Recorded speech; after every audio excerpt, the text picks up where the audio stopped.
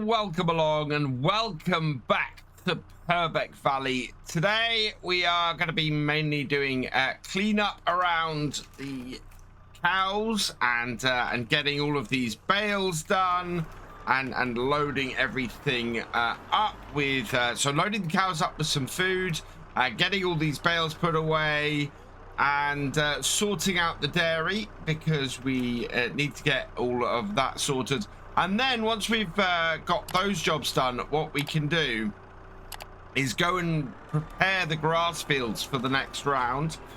Those are in need of some pH, some lime, as we've seen before. So, or seen last time that affected our yield of these bales. So we need to go and sort that out.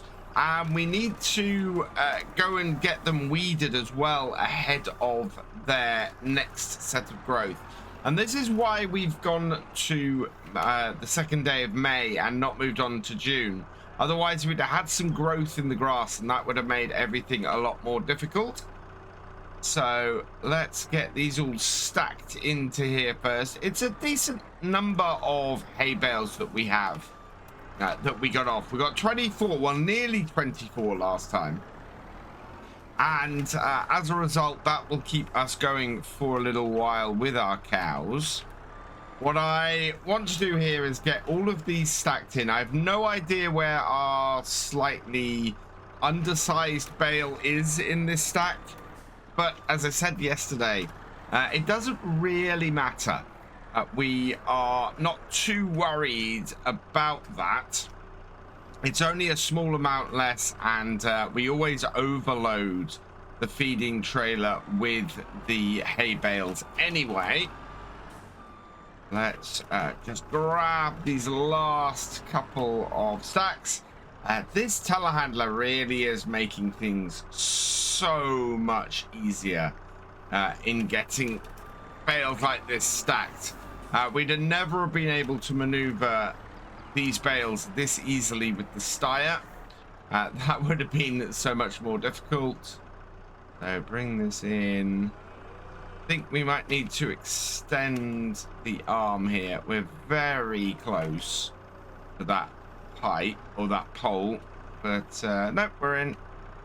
And there we go. And we just got two more stacks. We'll take from the back one, or actually we'll put them all in the shed and then we'll take from one of them to get the fine or the food sorted. We're gonna have a fair amount actually of food to put in today, but this has gone well. I might be talking a little bit too soon, but this seems to be going fairly well. We're just trying to push in the ones at the back. I think that's in. I think that's in rather nicely. Yeah. Okay. And 9,000 liters in those bales then. I think if we get the spikes into all four, we can see exactly how much we have in a stack. Yeah, 18,000 liters in a stack here. So 4,500 liters per bale. And that means we definitely don't have the undersized bale in these last four. But look at that, very nicely in there. And we just need to decide now what we're going to do our extra set of bales for this year, because we've got 24 bales there. We got 2, 4, 6, 8, 10, 12, 14, 16, 18, 20, 22 bales here. So we've got a very even number of bales at the moment. And our next plan is going to be to make silage bales. So our silage bale numbers will go up compared to our hay bales. So really at the end of the year, we want to be looking to make hay bales to keep everything nice and even. And in fact, that means we probably won't have any silage bales to sell this year. I think we'll probably end up doing 4 loads here, so using up 8 bales. That should keep our cows going for a little while. I am looking to start selling off some of the cows. we're due to have some more births in the with the cows in about 6 months time. So what I'm going to look to do is to get the cows to do a sell-off in probably about 5 months time. We're going to make a space for 25 cows. Carefully maneuver this out. There we are. And that way we should be able to keep a turnover every so often of just 25 cows. Keep 25 calves in the in our barn at all times, and then as they come to mature, we can sell off the older cows and make a bit of money. Our oldest set of cows in here are 49 months old, and we really should be looking to move them on. So as soon as we are ready to replace them again, we will look at doing that. Feed going in. And looking at our cows, yeah, we got fairly low on the feed, but the health is good, so we didn't run out. But we've got these ones here, I think, are 40... No, these ones here are our 49-month-olds. So they need moving on. They've just reproduced, so our 10 calves are from them. We are 40% through the reproduction of these. So we'll be able to sell off 25 of these 49-month-old ones. Yeah, sell off 25 of these 49-month-old ones, and that will then make space. By that point, we should have another set ready for reproducing. So we're looking to be in a good position to start getting that moving along pretty nicely. I'm trying to figure out at the moment if we need a third tractor on the farm. We sold the Snyder in favor of getting our telehandler here, and that has worked out really well for us, I think. I think having this on the farm is making a much bigger difference than having the Snyder. But we do have the opportunity to pick up a new tractor if we want to, as there is a used John Deere 7030 Premium in the shop. And in fact, it's got a really good engine on it. It's 225 horsepower. I don't know what the extra cost is on it at the moment, because it's coming up at 55,000. I don't believe that's what it was listed in the shop for. Oh, no, it is. It's listed for 55,000. For some reason, I thought it was listed for like 44,000. But as an idea, that is the top engine spec for this tractor. Normally, it would cost probably an extra 10,000 to get it with this engine spec on it. So that's really good. It also has the wide tires as standard. It doesn't have a front 3-point. Yeah, front hydraulic would add an extra 2.5 grand to it. But I think that is a small price. We've got no GPS on it at all. And I'm not sure we would need GPS on this tractor. So I think this would be a good addition to the farm. It's whether we want to throw a whole load of our money at it at this point. Let me know, though, in the comments what you think to that tractor. I think it would probably stick around, and we might be able to get it purchased before the next, before we come to the harvest. Alternatively, do we actually need it? The Valtra, very similar power level. I don't think that has an issue at the moment, and it's working really well for us. 2 tractors seems to be good. I think it's more to have an alternative when we go into maintenance with our tractors, and we've got caught a little bit short before with that. But the Valtra not really been an issue in that case. And when we have had it that the Valtra's out of action, we normally manage to stagger it a little bit so that the class is there to take up the slack. The feeding area for the cows is looking fairly full at this point, so we'll check where we are once we've emptied. There we go. And yeah, 48,000 liters, that is fine. We're getting nearly full on the slurry as well, so maybe we want to throw some more slurry on our fields today if we can. That's throwing a lot at those grass fields in a very short period of time. But I think that they would be fine. We've got to lease something to do the lime on them. And in fact, I think we're probably going to end up leasing the very piece of kit that we returned before, because it's quite a cheap, small lime spreader, that. But we don't have any lime spreading ability on the farm at the moment. Let's safety first. Let's turn the PTO off before we go and detach it. Right, there we go.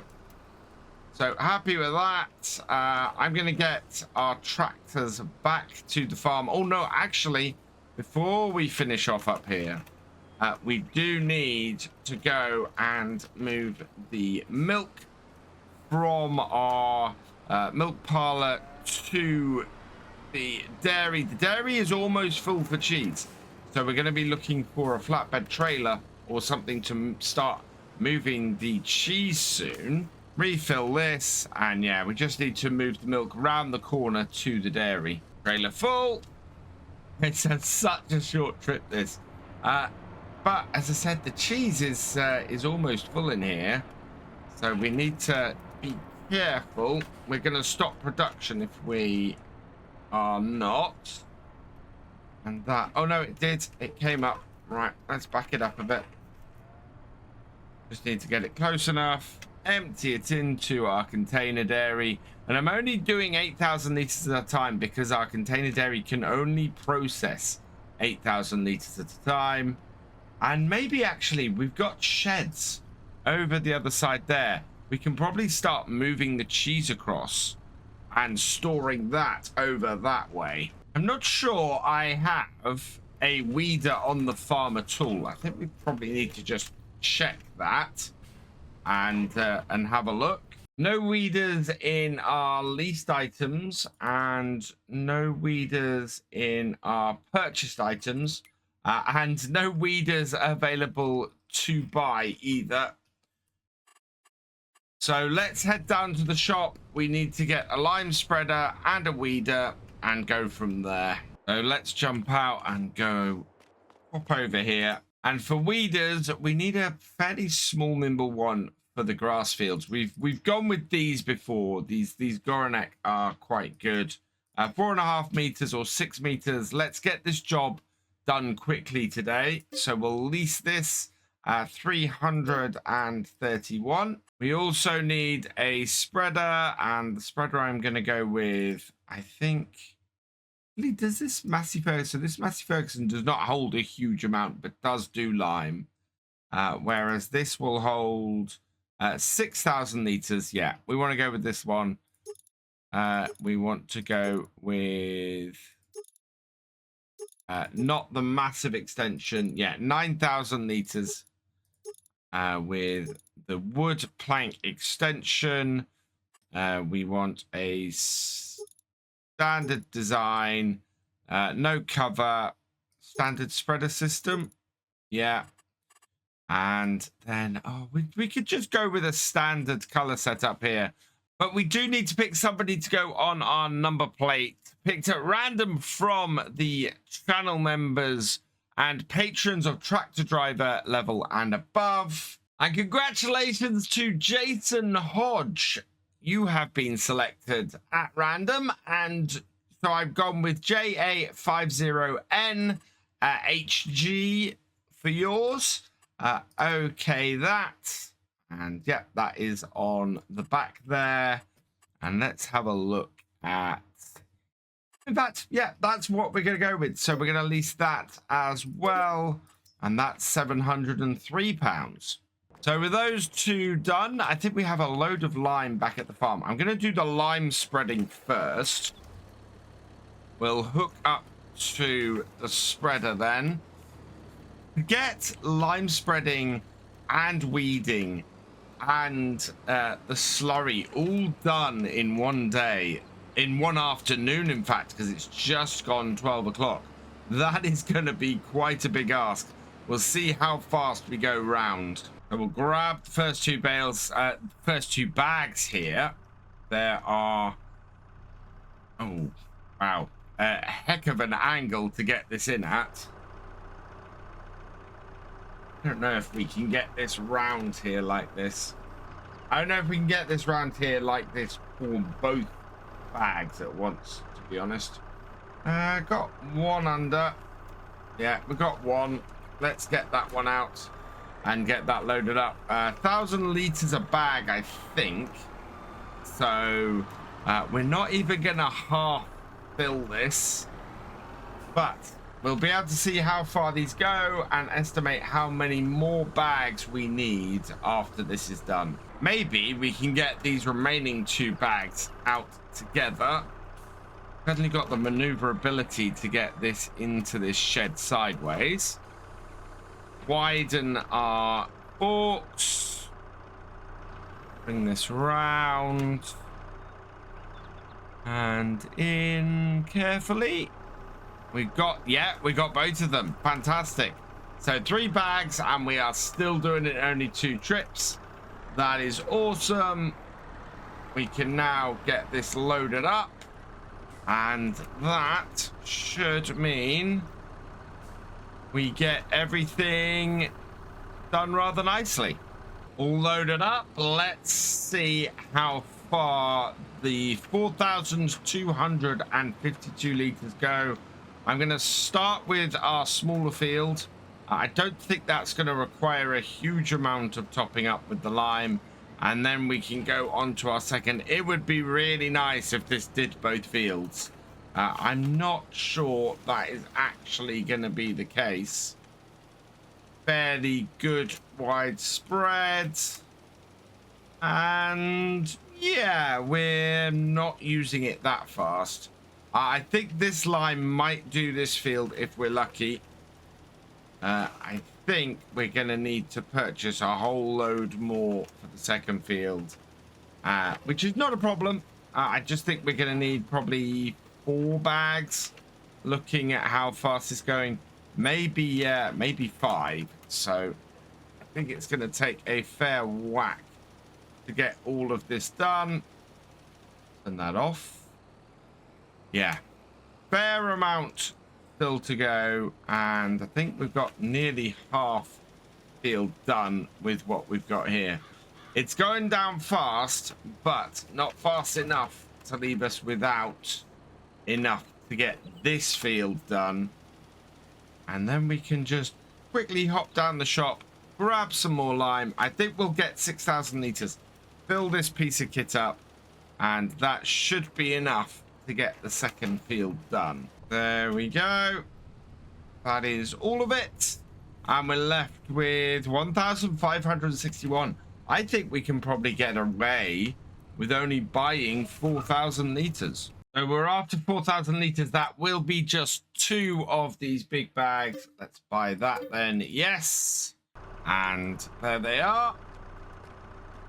So, I thought I'd lined up my color handler to pick these up fairly easily, but nope, not quite. And in slightly with my forks, those going in, yeah, and pick them up on the back of it. And the best way for me to get these both in at once is to swing around and come at it from the side and fill it up like that. There we go, both done. Back this off. I don't think we need this down here anymore today, but we'll leave it down here for now. And once we've gone around the other, interesting. Oh, it's slowly moving the forks in. That was a really weird sound, but it was yeah, they were slowly still moving in.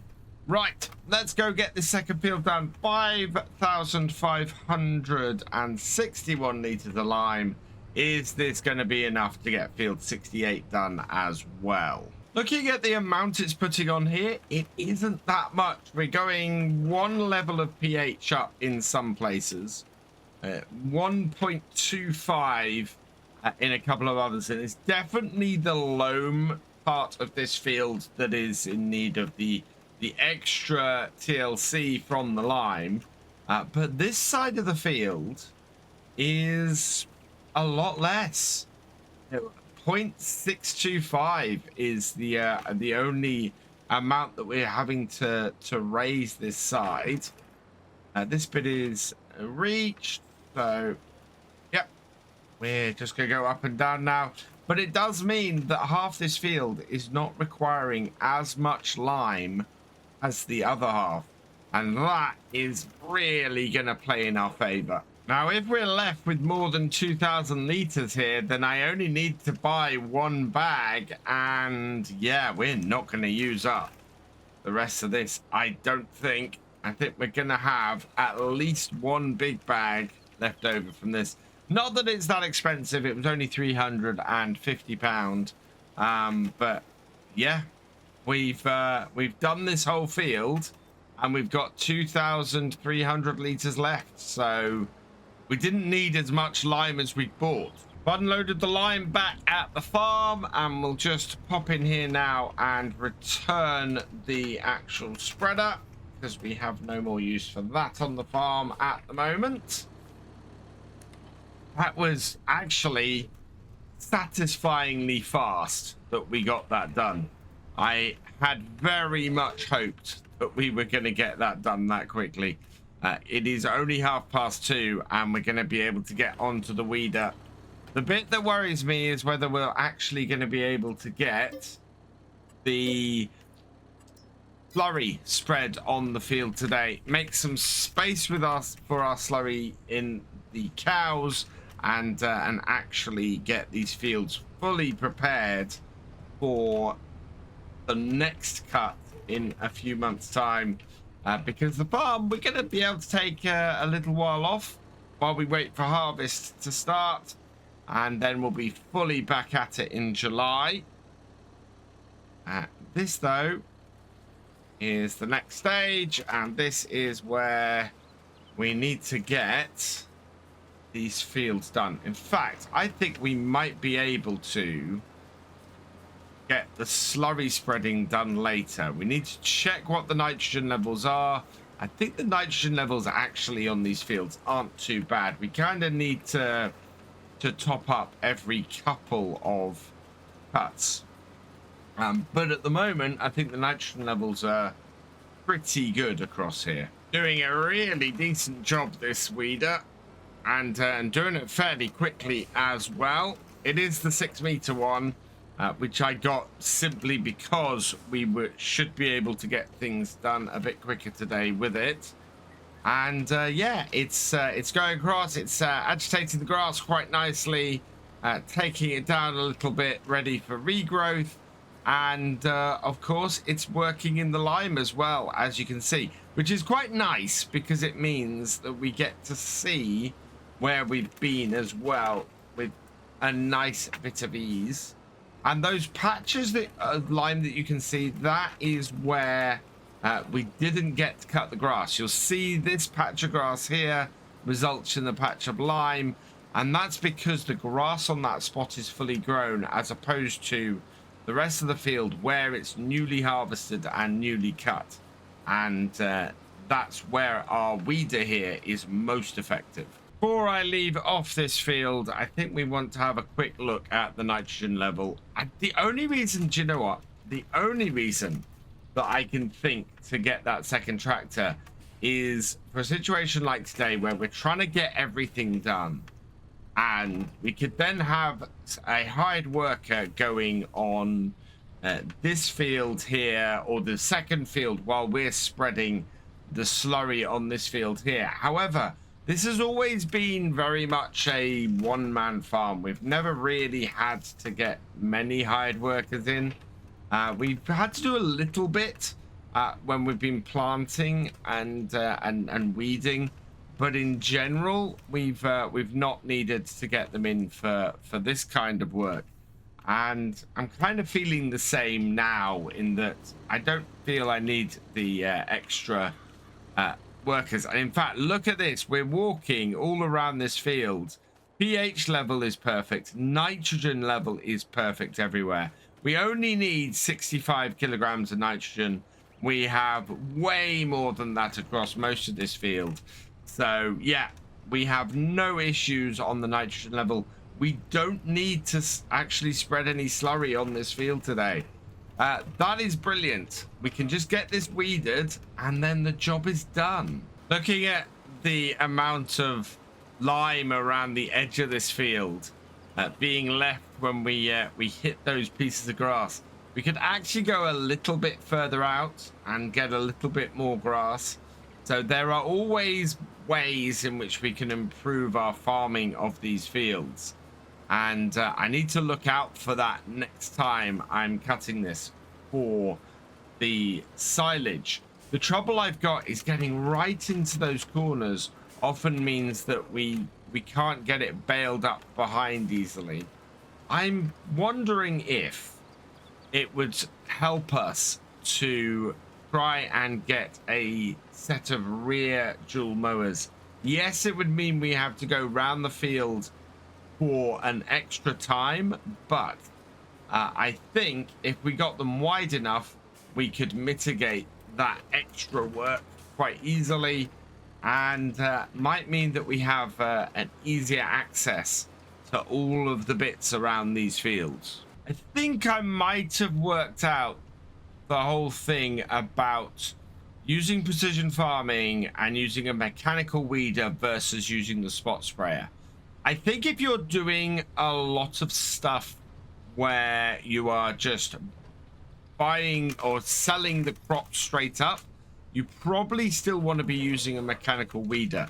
You'll find that you have a pretty big drop in your yield if you are if you don't use a mechanical weeder and still use a sprayer.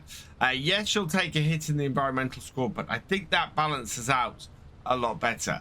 I think if you are doing a lot of stuff that does not have so much crop yield, so for example here we're doing a lot of stuff with dairy and milk and producing bits there where we don't have a crop yield, where the weeder has much less effect on our actual output from the fields.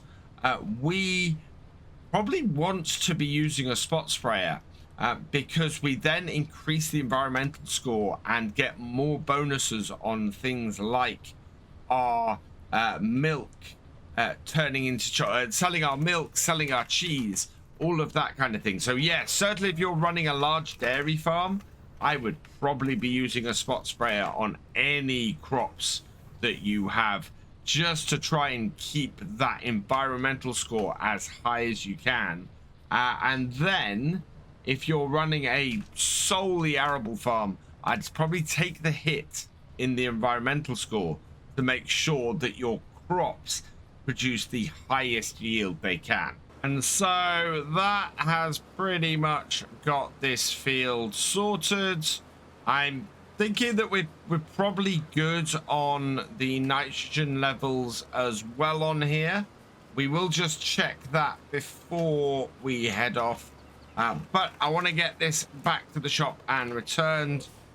Let's have a look. Yeah, nitrogen level perfect. We are well above any requirement. It's a little bit low on this part of the field, but in general, and in general, it's pretty good. We could possibly do with a top up of the nitrogen around this area. I mean, this was still listed as good. What have we got? We got a few. We do have a few areas of 0, but for the most part, if I take those off, yeah, most of the fields are above. Yes, we could improve things a little bit, but I don't think from what we're seeing on the ground, it's a massive difference. I can't find the spot on the field where it's that awful. So I think our nitrogen levels on here are good. I think maybe spreading some lime after the next cut is not some lime, some nitrogen after the next cut is probably going to be a good idea. For now, though, that is looking all pretty nice. And so as the day draws to a close, I have just one job left to do, and that is that we need to make some space here and move the cheese out. So let's get this lined up a bit better. Put our forks out because they're way too close together, and we'll grab a pallet or two of these. Oh, I honestly thought I was lower down and further over. There we go. And we got a decent amount of space on these forks on the other side. I could change these to extended forks, but I don't really need to. For this, if we move these out the way, then that will give us a nice bit of extra space for our cheese to keep being produced. And if we head over this way here, you can see we've got a nice little bit of storage space in this barn that we can go and store the cheese in. And I've kind of neglected this area. Not an area I've thought about too much. It is not the most even of places, this. So we'll have a think about that. But in general, that's good. So I'm going to keep moving cheese about to finish things off. But for now, I think this is where we'll leave it for today. So all that remains is for me to say thank you for watching. I hope you've enjoyed this video. Please leave a like, drop us a comment, and give it a share. Special thanks to all my patrons and channel members. Your support is invaluable in making these videos and helping the channel to grow. For more from Virtual Farmer, check out the links below, follow on Twitch to watch live, and for more videos, subscribe and ring that bell. I will see you next time. Goodbye.